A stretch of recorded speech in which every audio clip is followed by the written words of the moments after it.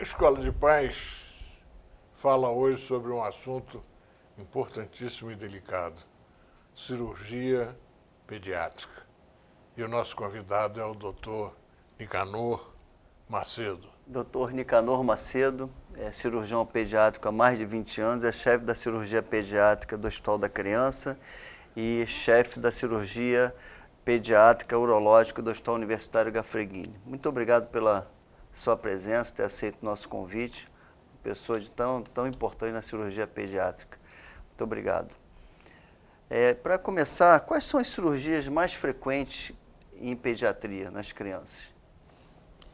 Primeiro eu gostaria de agradecer a gentileza do convite, é um prazer muito grande estar aqui com o Dr. Edson, meu amigo já de muitos anos.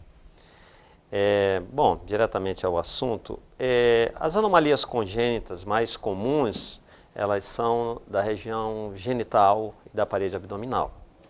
Então as criancinhas nascem com hérnias em ambos os sexos, que são os defeitos da parede, pode ser no umbigo ou na região inguinal. E as crianças do sexo masculino nascem com os probleminhas no pênis e problemas na bolsa escrotal. Em relação a uma cirurgia frequente, a questão da fimose, né, em relação ao tratamento medicamentoso, qual a sua opinião a respeito disso e quando é que está indicada a cirurgia,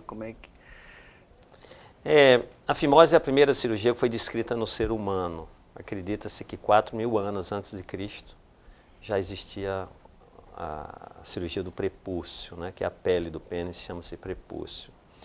Na realidade tem uma importância cultural muito grande. Se você nasce nos Estados Unidos, mesmo que você não seja árabe ou judeu, você é aconselhado pelo médico a fazer uma circuncisão neonatal.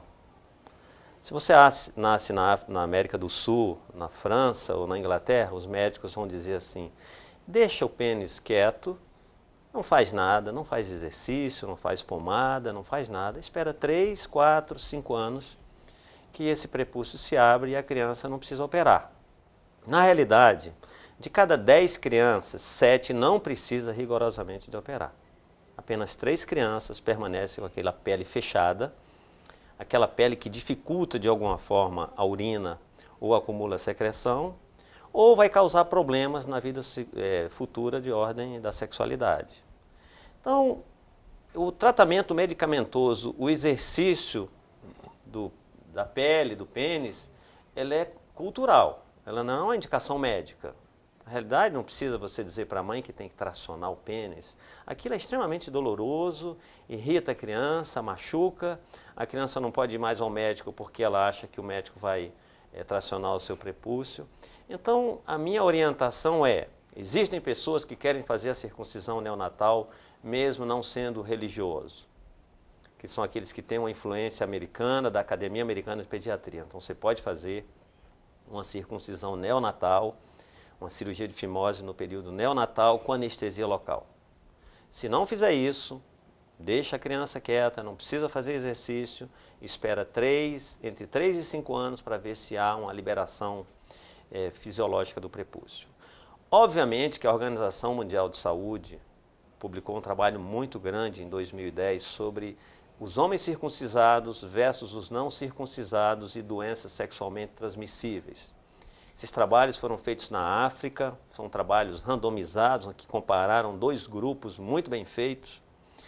E eles mostraram que na África, onde os homens são expostos, os homens que tinham excesso de pele, ou seja, que tinha aquela pele que não foi operada, mesmo não sendo fimose, mas tendo uma pele que faz com que a secreção fique grudada no pênis, esses homens circuncisados tiveram 40% mais vezes, ou seja, os que operaram tiveram 40% menos AIDS, HIV, e 30% menos herpes e HPV. Então, essa discussão hoje é levantada, sobretudo na Academia Americana de Pediatria, mas, obviamente, a gente há de convir que a cirurgia de fimose não está aberta para todo mundo, não é um problema de saúde pública. Eu acho que o governo não pode botar isso como uma bandeira, já que ele precisa gastar dinheiro com câncer, com outras doenças mais graves. Mas é verdade, a Academia Americana de Pediatria diz que existe esse benefício para a vida futura do homem circuncisado. Em relação a outro tipo de cirurgia, outra que vem também que E o paciente, desculpa, antes de falar disso, em relação à fimose, quando o paciente opera, ele vai embora o mesmo dia para casa, é uma cirurgia ambulatorial, tem que internar, como é que é essa questão para os nossos ouvintes, nossos telespectadores? A cirurgia de fimose é uma cirurgia que vai para casa no mesmo dia, que o americano passou a chamar de day clinic, né? Hoje é a cirurgia de um dia. O paciente chega de manhã, ele é operado e à tarde ele vai para casa. Ele vai fazer os cuidados em casa, que são simples. Obviamente que tem pacientes e pacientes, tem pacientes que sofrem um pouco mais, outros um pouco menos, embora a gente faça a mesma coisa, uma receita para o paciente não sentir dor. Hoje em dia nós temos medicações potentes, não é, Edson? Que as crianças não precisam mais sentir dor, mas de qualquer maneira algumas crianças se irritam um pouco. Mas é uma cirurgia ambulatorial com alta no mesmo dia. Certo. E é outro tipo de cirurgia da hérnia inguinal? A hérnia, que é um defeito na região inguinal, que é uma persistência de um canal que existiu, que deveria ter se fechado, ela tem que ser corrigida com brevidade, porque a hérnia tem um risco do estrangulamento. O intestino pode entrar, ficar preso ali, e o intestino sofrer, o testículo sofrer no sexo masculino, a menininha pode perder o ovário numa hérnia estrangulada pelo ovário. Então não é uma emergência, não precisa operar hoje, correndo, mas uma vez diagnosticada, a gente vai preparar essa criança para operar nos próximos dias. E hoje não é emergência, mas é urgência. Exatamente. É a diferença que emergência é aquela que nós temos que sair daqui para o hospital agora, interromper a nossa conversa, e a urgência eu digo, não, deixa porque amanhã a gente pode resolver. Então, é exatamente essa diferença. A hérnia umbilical, na maioria das vezes, não precisa operar. As hérnias umbilicais da criança pequena tendem a fechar espontaneamente. A gente aguarda 3 anos. A hérnia umbilical não tem estrangulamento de intestino. Isso é uma raridade. Eu, particularmente, não vi na minha carreira. Então, e a maioria dos defeitos do umbigo, eles se fecham com o crescimento. Porque, na realidade, todos nós tivemos uma pequena hérnia umbilical por onde passou os vasos do cordão umbilical que nos ligaram com a nossa mãe através da placenta. Então, todo mundo nasce com uma pequena hérnia e a maioria se fecha espontaneamente. Mas as mães costumam ficar muito assustadas com a hérnia umbilical quando o umbigo é saltado. Isso. Em Minas há uma prática absolutamente corriqueira, que é colocar uma bolinha de gude e prender com esparadrapo. Isso funciona? Não, isso não funciona. Isso pode até atrapalhar, porque se você bota alguma coisa dentro do orifício da aponeurose, que ela vai se fechar, ela vai automaticamente fechando de forma concêntrica, isso pode atrapalhar. Além da lesão da pele, que algumas crianças começam a repetir, bota e tira esparadrapo, bota e tira, as crianças fazem uma dermatite da pele. Então isso aí é completamente desnecessário. Claro que algumas vezes as mães se sentem psicologicamente melhor por isso, botam uma cinta, mas não tem efeito terapêutico, não tem efeito no tratamento. Em relação à questão de colocar moeda, como você falou, né, pode formar e atrapalhar até o fechamento mesmo. Né? Isso é até uma contraindicação fazer isso. Né? Ela vai ocupar o espaço em que o músculo está crescendo de forma concêntrica. Ele cresce das laterais para o meio. Se você tem uma estrutura na posição do músculo, ela impede. Também tem outra forma de botar moeda também. Botar moeda por fora. Mesma coisa, né? Bota moeda, não deixa... O que assusta as mães é porque às vezes o intestino sai um pouco na hérnia umbilical quando ela é grande e ela faz um barulho, como se fosse aquele barulho que a gente está com fome, que é o barulho no intestino, que a gente chama de peristalse, então elas se assustam com isso. Mas não tem risco a hérnia umbilical. Eu não vi nenhum estrangulamento durante a minha carreira. E a questão da criptorquidia? Esse é um assunto interessante, que hoje em dia a gente chama de bolsa escrotal vazia. É a criança que nasce e o pediatra já observa que a criança falta um dos testículos na bolsa, ou os dois. Então, isso é importante porque o tratamento, a época do tratamento, influi na preservação das células germinativas primitivas. Então, a criança que nasce com criptorquia, que é o termo científico, mas vamos chamar de bolsa escrotal vazia. O testículo não está dentro da bolsa. Isso. Palpável no canal inguinal ou dentro da cavidade abdominal. Essas crianças devem esperar 6 meses para ver se esse testículo chega à bolsa. A partir de 6 meses, eles não chegam mais à bolsa. Então, a partir de 6 meses, nós estamos autorizados a operar, é a época boa. Entre 6 meses e 1 ano, indo até o 2º ano de vida. O ideal seria entre 6 meses e 1 ano, porque já se sabe experimentalmente que as células germinativas primitivas, elas sofrem com a temperatura do corpo. A temperatura corporal é maior do que a temperatura da bolsa escrotal em 1,5 graus.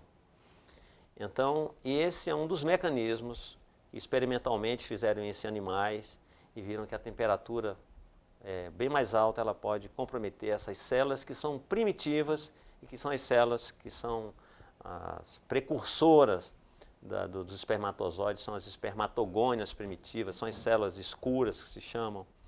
Então, hoje a gente tenta botar essas crianças, claro que no serviço público tem uma demanda muito grande, mas se operar até o 2º ano de vida, nós estamos dentro de um prazo bem adequado. Depois disso, pode haver um comprometimento de células germinativas. E normalmente como é que se sabe onde está essa localização do testículo? Que tipo de exame que é feito? Na realidade, Edson, está provado que não precisa de exame. O exame é físico. Nesse ano eu estive lá no Congresso Americano, da Academia Americana de Urologia, e um colega canadense, o Armando Lorenzo, mostrou um trabalho muito interessante que no Canadá. Ele mostrou que não precisa fazer ultrassom, ele mostrou assim uma quantidade enorme de ultrassonografias sem necessidade. Porque é o tipo da doença em que ela é visível e palpável. Se você palpa o testículo... Ou não palpável, né? Exato, ou não palpável. Se você palpa o testículo, você acompanha ele até os 6 meses. Se você não palpa, você também tem que esperar até os 6 meses, que é um período mínimo para que haja uma maturação do tecido, para que a cirurgia seja mais segura, né? Para que o tecido já tenha uma boa resistência. Então, ele mostrou que não precisa de exame nenhum. Na realidade, palpando-se ou não palpando-se, 6 meses, se o testículo não chegou à bolsa, ele vai ser operado. O que eu tenho visto na prática é que a ultrassonografia cria muito mais problema. É ultrassom que viu o que não existe, que não viu o que existe, então cria uma confusão. Eu acho que a medicina, a gente está esquecendo um pouco, né, Edson? Nós já estamos na faixa dos 50 para frente, em que o exame físico, aquilo que você palpa ao paciente, está se perdendo um pouco. E a medicina nunca vai ser computadorizada porque ela precisa do nosso sentimento, da nossa mão. Então, a bolsa escrotal vazia, ela precisa que o médico acompanhe. Se ela é bilateral e os testículos não são palpáveis, esse é um adendo muito forte. Se o médico ou a criancinha for para casa, que não deve ir, e a criança não tiver nenhum testículo palpável, mesmo com a genitália masculina, ele pode ser uma menina, com estado intersexual. Aí precisa de uma investigação mais... Esses casos precisam de uma investigação imediata, na primeira semana de vida, para saber qual o gênero, estabelecer uma conduta, e porque também essas crianças podem ter uma síndrome de vômitos, ela é perdedora de sal, ela tem um distúrbio metabólico grave, e essas crianças podem morrer de uma desidratação e vômito. Então, a mensagem é, se a criança nasceu, tem uma genitália masculina, um pênis, mas não tem nenhum testículo palpável, isso pode ser uma menina. Então precisa ser investigada. Se um dos testículos... Como é que se investiga isso? A gente investiga através de... Aí vai assim, a ultrassonografia, vai os testes de sangue, que são importantes, o cariotipo, para dizer qual o sexo genético, se é XX, se é XY, se é um hermafrodita, se é um mosaico, isso é um capítulo enorme. Mas a criança com isso, ou que nasceu com a genitália que o médico não conseguiu, aí já estou entrando no outro tópico, é que é a genitália ambígua. É o bebê que nasceu e que o pediatra tem dúvida se é um menino ou uma menina, porque normalmente é claro, um menino ou uma menina. Essas crianças precisam ser investigadas, assim como essa, que aparentemente é um menino, mas que não tem os 2 testículos palpáveis. Se a criança tem um testículo palpável na bolsa e falta um, isso não tem problema. E em relação à questão que seja do escroto agudo, como é que é essa questão do escroto agudo? Eu sempre achei que essa noção do escroto agudo ela tinha que ir até para as escolas, porque é um dado muito interessante. A gente não sabe porque algumas crianças nascem com o testículo meio solto dentro da bolsa escrotal. Ele não tem uma fixação na bolsa escrotal, então ele fica semelhante a um badalo de um sino. Mas não tem pródromos, não tem exame que eu palpe e diga, essa criança tem um testículo solto da bolsa. A gente só sabe isso quando a criança tem um quadro chamado, é feio o nome, mas é esse mesmo termo, escroto agudo, que é uma condição aguda, a mãe sabe a hora, em que a criança diz que está com dor no testículo e o testículo começa a aumentar de tamanho, começa a ficar vermelho e inchado. Isso pode ser uma torção testicular. O testículo rodar, se ele roda dentro do saco escrotal, ele fecha os vasos, ele fecha a sua nutrição, que são as artérias e as veias de retorno. Então, isso pode se perder o testículo. Se uma criança tem uma dor aguda no testículo, essa mãe deve procurar o hospital o mais rápido possível. Não dá anti-inflamatório, não dá remedinho, achar que ele bateu na borda da piscina, porque sempre se relaciona com isso. Ah, ele levou uma bolada. Sim, mas ele não falou da bolada. Se a criança leva uma bolada, ela faz um hematoma. Então, essa história da dor no testículo, a mãe tem que procurar o hospital o mais rápido possível, porque só temos 6 horas. Se um testículo torce completamente e os vasos são fechados, a partir de 6 horas essa criança não terá mais esse testículo. Então, muitos hospitais hoje têm um Doppler, que é um exame, é uma outra sonografia que vê fluxo vascular, em que ela pode diagnosticar se essa criança tem uma parada do fluxo sanguíneo dos testículos, e se isso acontece, essa criança é levada imediatamente para a sala cirúrgica, esse testículo é destorcido e normalmente é fixado contralateral, porque quem torce um testículo, torce o outro. É descrito crianças que ficaram eunucas, perderam um testículo e depois perderam outro testículo. E aí ficaram eunucas, passaram a ser crianças que vão depender a vida inteira de terapia hormonal de substituição. Então, essa mensagem é muito interessante. Dor no testículo não deve ser medicado e deve ser levado ao médico. Isso qualquer dia e qualquer hora, porque a criança pode torcer um testículo até dormindo. Na realidade, um homem também, como nós, podemos torcer o testículo. Mas é mais comum ou na criança muito pequenininha ou no adolescente. Então são esses 2 picos. Por quê? Na adolescência, acredita que seja pelo peso testicular. O testículo sofreu o estímulo hormonal, ele cresce, aí ele pesa mais e aí ele tem mais chance de torcer. Na criança pequena, pela falta da fixação mesmo, os movimentos que os bebês fazem no primeiro ano de vida. Claro que a criança pode torcer o testículo a qualquer hora, em qualquer idade, mas é mais comum no primeiro ano e na adolescência. Mas um pré-escolar e um escolar podem torcer o testículo também. Então, essa noção de que dor no testículo, isso acontece nos domingos, que a criança brincou, pulou, estava na piscina e a mãe de noite dá remédio que diz, ele bateu na borda da piscina, ele bateu na água, ele pulou de perna aberta. Isso tudo é uma inferência. Medicina a gente tem que ter muito cuidado, né, Edson, com a inferência, aquilo que as pessoas inferem. Eu falo isso para os nossos residentes. Aquele paciente que já chega com diagnóstico, ele já vem inferido com diagnóstico, cuidado. Tem uma criança na emergência que sofreu uma pancada no testículo. Sim, mas é pancada? Você já viu a história? Já fez o exame físico? Colheu uma boa história? É isso que eu falo que a medicina é bonita, porque nunca o computador vai nos substituir. Precisa do nosso e mais sentimento. assustador porque só tem 6 horas Só tem 6 para horas. resolver o problema, que senão... E mais, se uma criança teve dor aguda no testículo, a mãe tratou, tá bom, ele ficou bom, é importante. Vá procurar o médico depois, mesmo que ele tenha ficado bom, para ver, porque se ele teve uma dor mesmo no testículo, pode ser que ele tenha torcido e distorcido, e ele virá a ter novamente. Uma criança com pelo menos um episódio de dor bem caracterizada do testículo, ele precisa ficar atento. Eu vi uma criança inglesa que veio para o Brasil, teve uma dor no testículo lá e foi num serviço de emergência lá na Inglaterra e teve uma dor no testículo. O médico fez o Doppler e tudo, mas falou, olha, fica atenta. Se a senhora estiver em qualquer lugar, obviamente que isso cria E essa criança veio para o Brasil. E ela estava aqui no Brasil e sentiu a dor do testículo. E coincidentemente tinha um amigo que me conhecia. E essa criança, nós levamos para o hospital de imediato, e eu levei para a sala cirúrgica, ela tinha um testículo, que a gente chama um testículo sem fixação. Então esse testículo não sofreu, a gente conseguiu operar dentro do prazo, mas foi uma criança que foi orientada na Inglaterra e acabou operando aqui. Então precisa caracterizar se é a dor testicular mesmo, se é.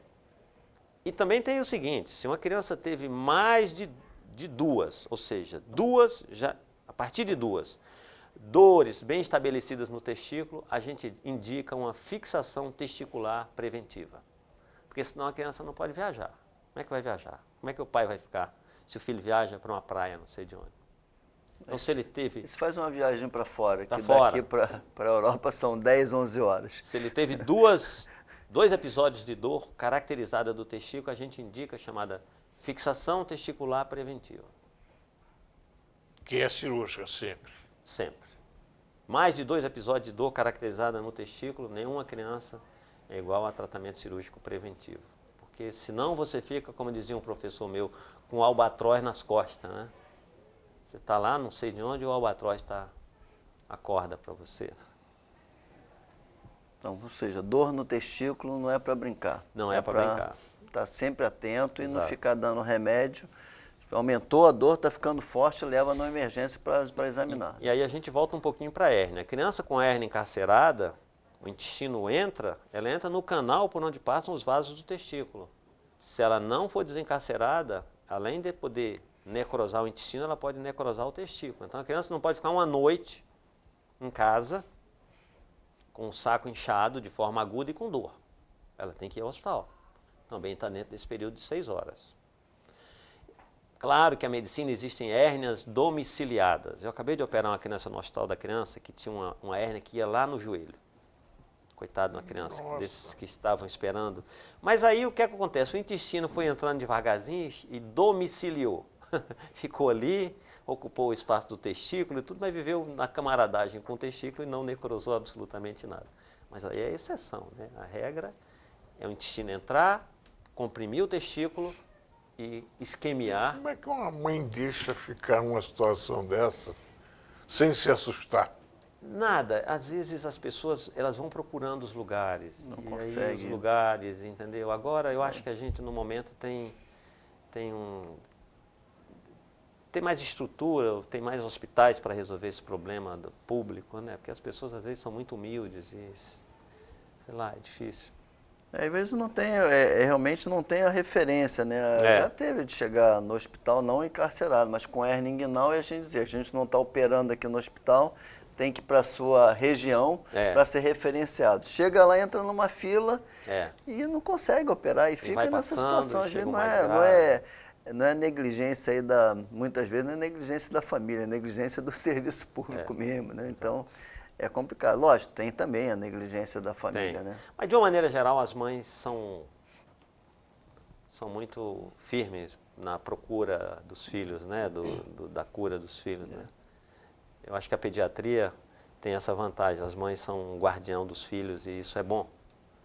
E nós sabemos disso quando a mãe diz uma coisa, né, Edson? Olha, esse menino teve febre, doutor. Acredita, porque ela pega no menino. Esse menino está estranho, né? Esse menino está estranho. Acho que está estranho mesmo. Olha, está estranho. Ela sabe que ele está estranho. Impressionante. Doutor, e o que é a varicocele? A varicocele é a dilatação das veias do testículo. São as varizes do testículo. São iguais às varizes da perna, só que no testículo.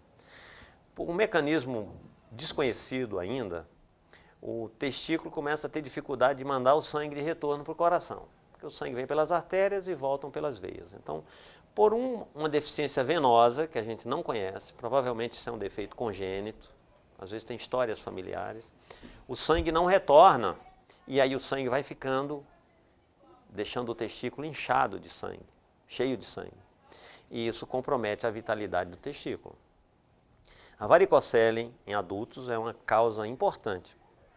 Pelo menos 15% dos homens adultos que têm problemas de fertilidade, eles têm varicocele. Então a varicocele também aparece na criança, sobretudo naquela criança pré-púbere, a partir dos 6 anos por aí. Eles começam a ter a varicocele. E essa varicocele a gente precisa avaliar bem os testículos, aí precisa do ultrassom, porque o ultrassom vai medir os 2 testículos, vai ver a simetria testicular, vai ver como é que está sendo o fluxo, que é o Doppler, é o ultrassom com Doppler, o fluxo desse testículo, e aí, dependendo do quadro, a gente indica um tratamento cirúrgico. Se a criança tem uma varicocele e o testículo continua ok, simétrico, a gente pode acompanhar. Mas se esse testículo começa a dar noção, começa a mostrar de que ele está tendo sofrimento, a gente indica o tratamento cirúrgico, que é a ligadura desses vasos, que são varicosos. A gente tratar, assim como se trata aquelas varizes das pernas, é similar. Então, precisa estar atento, porque pode ser uma causa de esterilidade e de atrofia testicular. O que é hipospádia? Hipospádia, epispádia, o que... A hipospádia é muito frequente. A cada 500 nascimentos existe uma hipospádia. Hipospádia é um defeito, é a malformação congênita do pênis mais frequente, considerando que a fimose, todo mundo nasce com fimose, então não pode considerar a fimose, o excesso de prepúcio, como uma anomalia congênita. A hipospádia caracteriza-se pelo pênis ser anormal, o orifício da urina ele é embaixo, em vez de ele ser na ponta do pênis, ele é embaixo do pênis, podendo ser até na região escrotal. O pênis normalmente é curvo, ou seja, bem curvado para baixo, e o prepúcio, a pele do prepúcio é alterada, assim como a bolsa escrotal é alterada. Claro que medicina tem um espectro, tem umas hipospádias menos complexas, que é aquelas em que o orifício quase chegou na ponta, mas não chegou, e tem essas mais graves em que o orifício está lá na bolsa escrotal. Então, essas crianças normalmente são diagnosticadas quando nascem, e o que a gente faz hoje em dia é operar essas crianças precoces, por quê? Para que a criança não saiba que ele teve uma deformidade grave da sua genitália, que isso leva a problemas psicológicos lá na frente.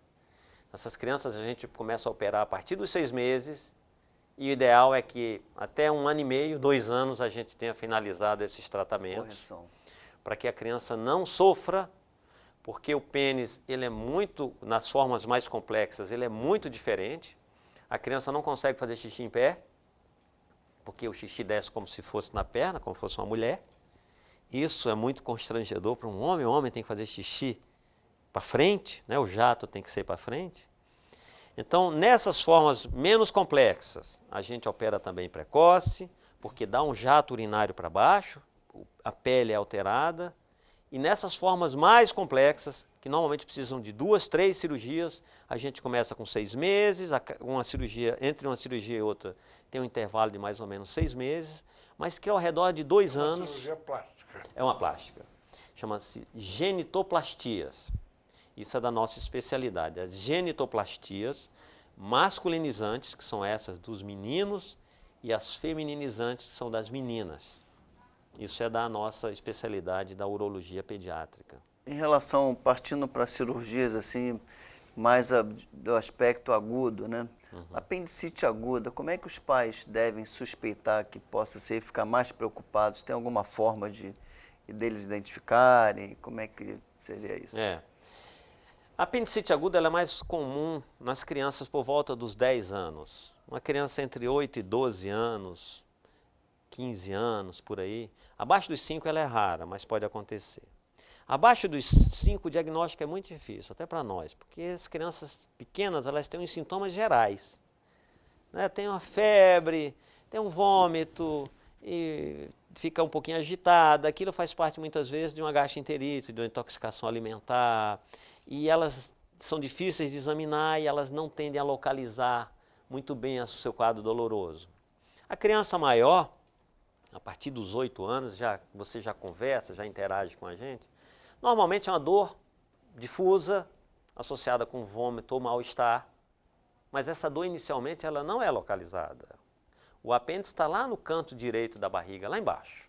Do lado direito, no canto direito embaixo. Mas a dor da apendicite inicialmente ela é difusa. Ela é uma dor tipo cólica. A dor tipo cólica ela é igual para qualquer órgão. É uma dor que a gente chama dor visceral. Uma cólica do útero, uma cólica do intestino, uma cólica da vesícula, uma cólica renal, a dor é a mesma. As mulheres sabem muito mais do que nós isso, porque elas muitas têm problemas com a menstruação. Então, dor, náuseas e vômitos, depois a dor começa a localizar lá embaixo. E aí vem a febre também. Então, nas primeiras 12 horas, no primeiro dia de dor, não precisa se ficar assustado, porque na maioria das vezes não é nada. Na maioria das vezes é uma intolerância alimentar. Na maioria das crianças que eu vou ver com dor abdominal, porque nós somos chamados... Uma infecção intestinal? Infecção intestinal. Então, as primeiras 12 horas, a mãe pode dar um sintomático, que é um remedinho para vômito e ou para febre. Agora, a partir do dia seguinte, se a dor persiste, aí precisa ser avaliada, e a nossa avaliação é uma avaliação clínica, aquilo que eu sempre falei, história clínica. Para a gente dar um diagnóstico, a gente precisa de um tripé. História clínica, o exame físico e o exame complementar. Essas três coisas, né? Em patologia aguda é assim. Então, traz a história, vai ver com a mãe como é que é a história, como é que foi a dor. Os exames complementares que são o exame de sangue e uma ultrassonografia e o nosso exame físico. A tomografia computadorizada, em criança, ela é restrita para aqueles casos que a gente não conseguiu dar o diagnóstico com essas três coisas. Porque é muito importante essa mensagem que eu vou dizer. As tomografias computadorizadas em excesso em criança estão relacionadas com câncer na vida adulta. Então, a tomografia computadorizada, ela pode e deve ser feita. Quando a gente precisa do exame, quando ele é um divisor de águas, assim, olha, eu preciso da tomografia para caracterizar isso aqui. Mas, se a tomografia não é um divisor de águas, a gente evita fazê-lo, porque a tomografia faz uma irradiação. Os adultos fazem muita tomografia. As crianças devem ser evitadas. Existe uma sigla em inglês que diz o seguinte: exame com irradiação o mínimo possível, apenas o essencial. Essa sigla chama-se ALARA e ela é muito interessante. Então, a tomografia é reservada para quando a gente não consegue dar um diagnóstico com o que é mais simples. A história clínica, exame físico, exame de sangue, ultrassonografia. A ultrassonografia realmente é um exame fantástico porque ele é inócuo. O som, na realidade, o som é quem dá a imagem, ele não causa problema nem no feto. Então, normalmente, com esses dados, a gente consegue dar um diagnóstico de apendicite aguda. E conforme eu falei, as primeiras horas, não arranca os cabelos, ficam logo com medo, pode estrangular, pode perfurar, mas isso não é nas primeiras 12 horas, por amor de Deus, isso leva tempo. Quando acontece um fato na mídia, aí normalmente as pessoas correm mais para o serviço público, porque tentam correlacionar o seu caso com o caso da mídia, né? Então, não precisa, as primeiras 12 horas. E toda vez que há o rompimento do apêndice, há sepsemia? Sepsemia é quando o germe pega a sua corrente sanguínea, tá certo? A criança vai fazendo a sua infecção, e se ela não for debilitada por antibiótico, ele se rompe. Mas o rompimento, numa fase inicial, você previne ainda a septicemia. O antibiótico, a hidratação adequada, isso normalmente são crianças que ficam muito tempo em casa. E o rompimento não se dá assim, rompeu o apêndice, não é assim. Vem a dor, o apêndice vai inflamando, as pessoas normalmente vão tomando sintomáticos. É infecção no intestino, toma um Bactrim, é não sei o quê. Então, quando você vai ver essa história, normalmente tem uma série de erros acontecendo, mas não é dessa forma rápida. A criança vai dando sinais de que a coisa vai romper. Agora uma questão, não sei se na tua área tem algum avanço em relação à cirurgia intraútero. Uhum. Como é que está isso em relação à cirurgia urológica? Tem alguma coisa? Porque cirurgia cardíaca tem... A cirurgia intraútero ainda não estabeleceu muito bem, né? O grupo de São Francisco nos Estados Unidos que começou, eles tiveram um entusiasmo muito grande, depois eles retornaram um pouco. As cirurgias urológicas intraútero não mostraram bons resultados. Eu vi isso na prática, na Universidade de Toronto, quando eu lá estive. Eu levantei um tipo de doença com cirurgia intraútero, as crianças com válvula na uretra, e as crianças que fizeram cirurgia intraútero não tiveram um prognóstico diferente. No Brasil hoje tem um grupo trabalhando em cima da mielomeningocele, que é aquele defeito na coluna, em que a criança nasce com a medula para fora, pelas costas, né, que é a mielomeningocele. Tem um grupo em São Paulo que está trabalhando em cima disso. É interessante, eles estão com uma casuística grande. Eles mostraram uns resultados melhores com relação às hidrocefalias, acúmulo de água no cérebro dessas crianças. alguma melhora motora, porque essas crianças também têm problema de locomoção. Agora, relacionados à bexiga e o intestino, que é o grande problema, a mielomeningocele tem problema na coluna, que é o problema primário, no intestino, na bexiga e na locomoção. E problema cerebral por acúmulo de água, chamado hidrocefalia. Então, esse grupo de São Paulo está fazendo um trabalho, eles estão começando a ter um número muito grande, até porque nós somos um país ainda onde a mielomeningocele nasce muito. E eu acho que eles estão com um trabalho interessante, eu acho que precisamos de mais anos para ver os resultados. Mas nas outras, alguns casos de crianças que têm, aqui no Rio já se faz, são crianças que têm hérnia diafragmática, que fazem um bloqueio brônquico, os resultados podem ser satisfatórios. Algumas crianças que têm lesões císticas grandes nos pulmões, eles já drenaram aqui no Rio e as crianças conseguem desenvolver, sobretudo, o outro pulmão ou o resto do pulmão que estava comprometido. Então, Edson, eu acho que em casos selecionados, a cirurgia fetal tem lugar, mas ainda é muito tímido, mas obviamente que a gente precisa acreditar, que o pesquisador precisa ser teimoso, porque senão ele para e não descobre as coisas. Então, esse grupo que está fazendo aqui no Brasil, eu apoio, eu acho que é importante, esse grupo lá em São Paulo, e aqui no Rio também tem um grupo que está começando a trabalhar com isso, e obviamente que tem lugar em casos selecionados, não é ainda aquilo que você poderia pensar. O que a gente evoluiu muito foi no pós-natal. Hoje, no Rio de Janeiro, no hospital público, nós temos estrutura para resolver qualquer cirurgia complexa pós-natal. Isso nós temos aqui no serviço público. Isso é inimaginável para mim. 24 anos que eu acabei minha residência e hoje a gente tem uma estrutura pública que a gente resolve igual à estrutura privada. Isso foi um sonho na nossa carreira. Então, as crianças pós-natais, hoje a gente tem recurso para fazer qualquer cirurgia aqui no Rio de Janeiro. Doutor, e a presença do pediatra na sala de parto melhorou a situação de saúde das crianças? Sem dúvida. Sem dúvida. Eu vou lhe contar uma história que eu nasci no interior do Ceará e quando eu era criança meu pai me levou para ver um cemitério que tinha lá perto da minha cidade, que era um cemitério de mulheres grávidas. Então morria-se a mãe e a criança, antigamente, mas morria muito. E o pediatra na sala de parto, ele salva milhares de crianças. Ele desobstrui uma via aérea que poderia estar obstruída por um acúmulo de sangue, por um catarro, ou porque a criança evacuou na barriga da mãe, ou a criança nasce com um problema de fechamento do tubo digestivo, e ele, com uma simples sondinha, ele dá um diagnóstico, e 12 horas depois nós estamos operando essa criança. Ele aspira as vias aéreas. O pediatra na sala de parto, eu acho que isso foi uma das maiores evoluções que nós tivemos. Porque uma das coisas boas para mim, que sou cirurgião, é o Edson, que é pediatra, me dá a criança, ele nasceu, e depois que nasce ele liga para mim e diz, Nicanor, né?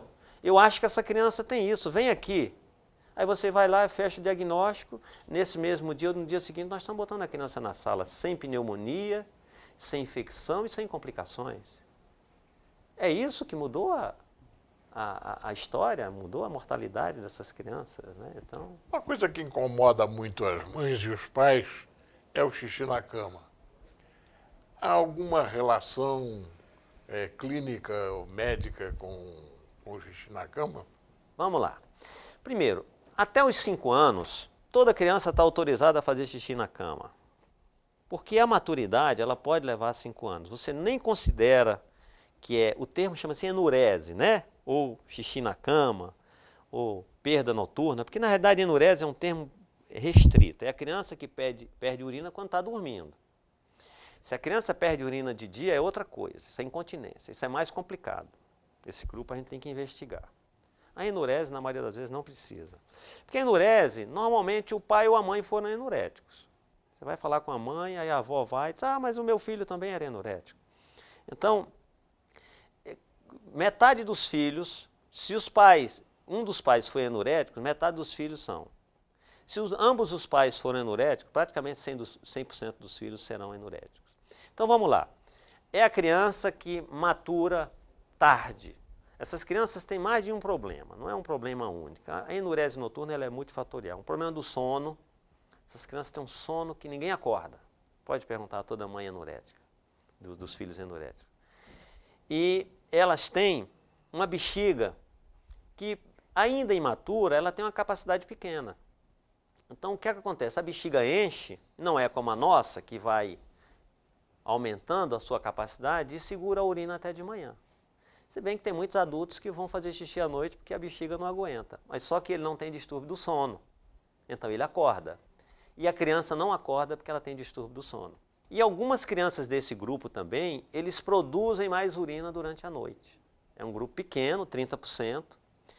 Existe um hormônio que toda noite, nós não sabemos, mas nosso corpo é fantástico. Toda noite tem um hormôniozinho nosso, que ele começa a aumentar a partir das 8 da noite. Chama-se hormônio antidiurético, para inibir a produção de urina. Isso Deus nos deu. E as criancinhas têm isso imaturo ainda. Então imagina, se esse hormônio dela está baixo, ela não produz adequadamente, e a bexiga é pequena, ela vai produzir mais urina numa bexiga pequena e ela não acorda quando a sua bexiga enche. Então é isso que as crianças têm. Mas a grande maioria da enurese noturna ela é benigna. A partir dos 5 anos, 15% das crianças fazem xixi na cama, mais os meninos. Se você transformar esse grupo em 100%, de 6 até 12 anos, a cada ano, 15% vai ficando boa espontaneamente, sem você fazer nada. Obviamente que começa a ficar chato porque a criança quer dormir na casa do coleguinha e não pode porque faz xixi na cama. A fralda incomoda, já não durmo mais de fralda porque já é grandinho. Então, tem umas regrinhas que a gente bota, diminuir a ingesta de água noturna. E, se possível, alguém durante a noite levar a criança a fazer xixi, o que é dificílimo. Não há casal que aguente acordar toda noite, 365 dias por ano, para levar a criança a fazer xixi. Eu até brinco com meus pacientes, falando, não faz isso não que vocês vão se separar, porque ninguém aguenta acordar, né? Claro, mas tem uns casais que trabalham à noite, são pessoas, aí esses pais é muito bom, o cara trabalha a noite inteira no computador ou leva a criança a fazer xixi. Então, essas medidas são diminuir a ingesta e, se possível, levar a fazer xixi à noite. E existe uma medicaçãozinha que é esse hormônio, é uma substituição desse hormônio, que é uma dosezinha noturna, que nesses 30% as crianças respondem muito bem, porque eles inibem a produção de água durante a noite. Mas, como eu te falei, a enurese não é um problema único. Eu já falei genético, porque ele herdou do pai e da mãe. Problema do sono, a bexiga pequena, a produção de urina, então você trabalha com mais de uma variável. E uma outra forma de tratamento que funciona, que é a que mais funciona, não dá certo aqui para nós, chama-se o alarme. É um aparelhinho que você bota lá na fralda e que ele faz um barulho intenso e acorda a criança.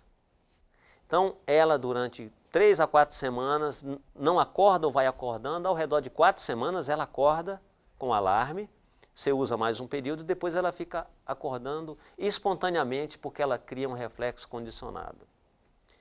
Isso funciona muito bem no Canadá, nos Estados Unidos, impressionante. Porque os pais, eles são mais frios, eles querem botar uma norma e uma regra.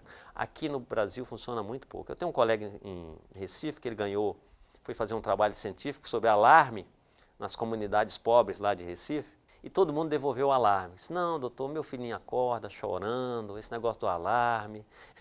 Então, é para uma população realmente que é mais fria do ponto de vista de sentimento. Assim. Nós, latinos, a gente quer agasalhar o filho, mas a enurese vai ficar boa. Agora, se a criança tem enurese e ela tem perda de urina diurna, aí ela tem uma disfunção miccional mais importante, porque a enurese é uma disfunção, mas é uma disfunção pequena e benigna. Eu sempre falo nas minhas aulas, eu fui dar uma aula em São Paulo sobre enurese, e eu mostrei que eu era enurético, e meus primos, eu tenho mais de 20 tios, eu sou do interior do Ceará, e nós íamos para casa da minha avó, e cada um de nós tinha uma bacia. A gente dormia na rede e botava a bacia debaixo da rede, que fazia xixi na bacia, e depois jogava o xixi lá no no monturo, no muro, né, lá no coisa, lavava a sua bacia e ninguém teve nenhum problema psicológico. Obviamente que numa cidade grande como essa, onde tudo é muito difícil, se você tem 3 filhos, mora num apartamento pequeno, tem 2 crianças enuréticas, quantos lençóis de manhã estão sujos? E a máquina de lavar dá vencimento? E a empregada aguenta lavar isso?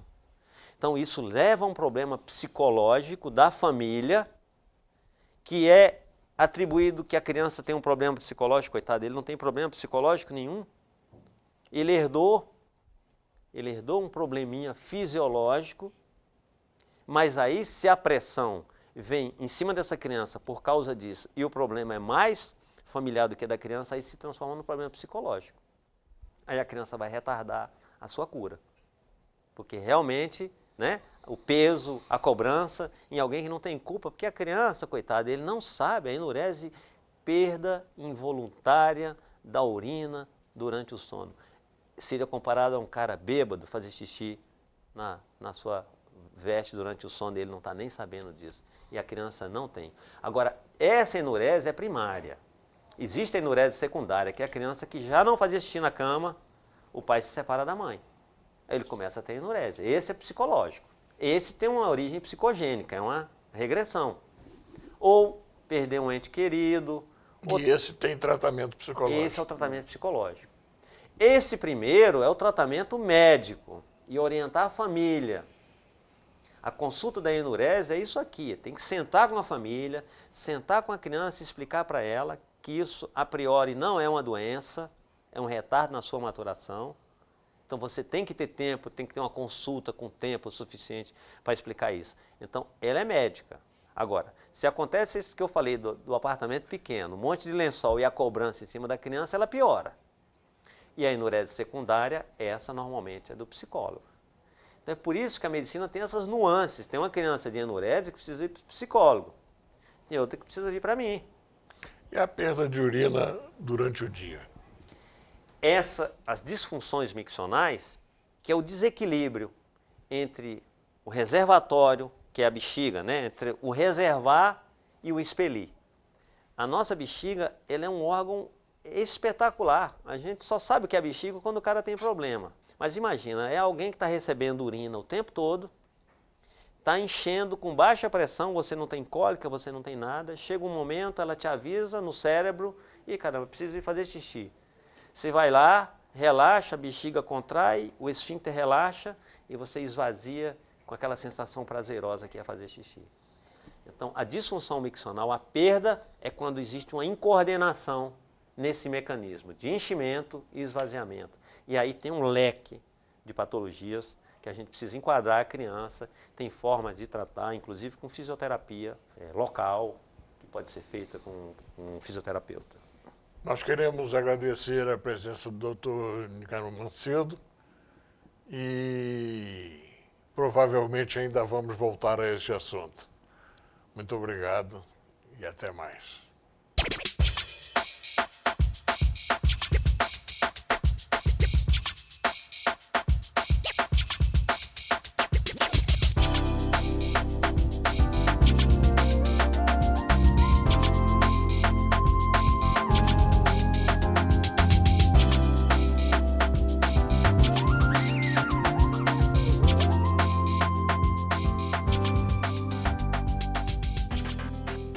Quer um esclarecimento?